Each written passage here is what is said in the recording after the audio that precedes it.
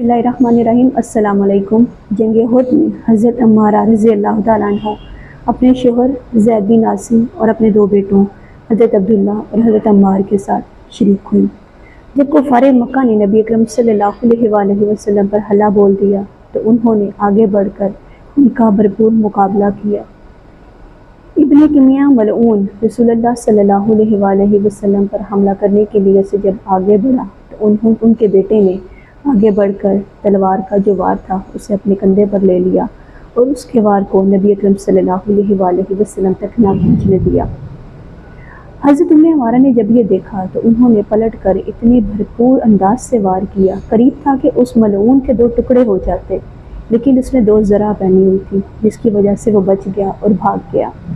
आपने जल्दी से एक कपड़ा फाड़ा और अपने बेटे के कंधे पर बांध कर कहा कि बेटा जाओ और नबी अकरम सल्लल्लाहु अलैहि वसल्लम की हिफाजत करो।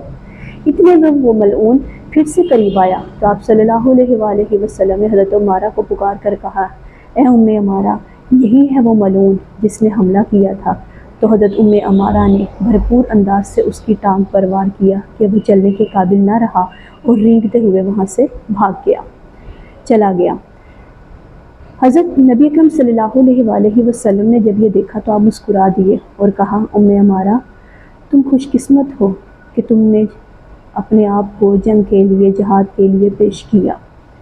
हज़रत उम्मे अमारा ने इस मौके को गनीमत जाना और नबी अकरम सल्लल्लाहु अलैहि वसल्लम के सामने अपने दिल की हसरत रखी कि अल्लाह के रसूल, अल्लाह ताला से दुआ कीजिए कि हम सबको जन्नत में आपका रफ़ीक बनाए।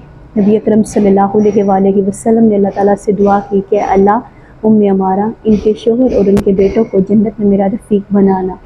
हज़रत उम्मे अमारा इस दुआ के बाद अलीउल ऐलान ये इजहार किया करती थी कि नबी अकरम सल्लल्लाहु अलैहि वसल्लम की इस दुआ के बाद दुनिया में कभी कोई मुसीबत मुझ पर बड़ी नहीं गुजरी। जज़ाकल्लाह।